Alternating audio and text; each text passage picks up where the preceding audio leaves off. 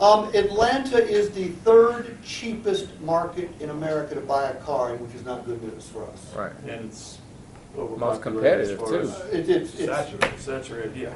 the only worst markets to work in as salespeople are Tampa, Orlando, and D.C., Northern Virginia. Why is that? See, the competition's more brutal there than it is here, but nowhere else. But again, with a third cheap, if you drove to Miami to buy a car, you pay on average on a $30,000 unit, you pay on average $600 more in Miami than you would here. Right. So how is Tampa and DC more competitive than Atlanta, though? I'm just giving you the stats that tell consumers where the cheapest places.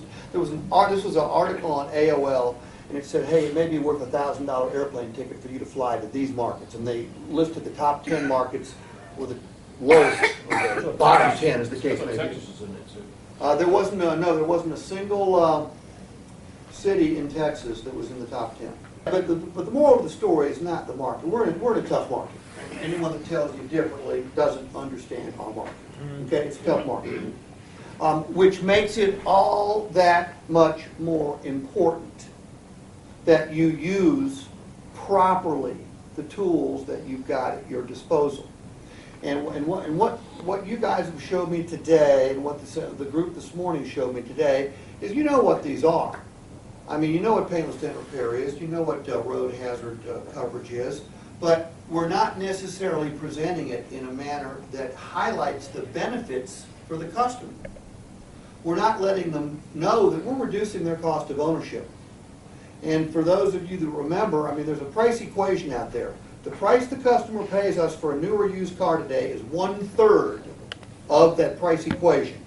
What are the other two parts?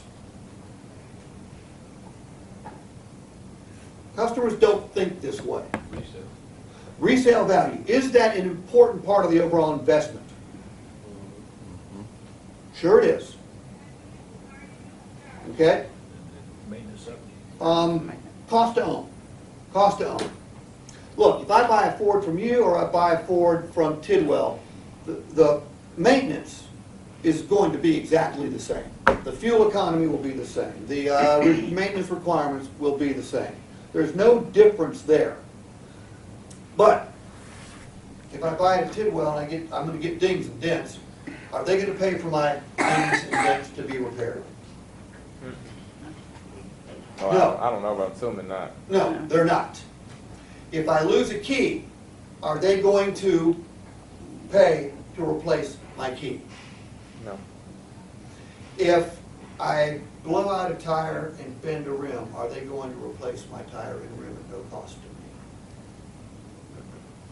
me? Windshield, cosmetic wheel, you get the drift. Okay? Right, yeah. All of those things have the potential. Now, I might not ever lose a key. I might not get a ding or dent. I might park so far out in the parking lots that nobody could ever ding or dent my car. And there's going to be some people, I don't care how good your presentation is, that aren't going to see much value in this. That's going to happen. So, I guess kind of something that I struggle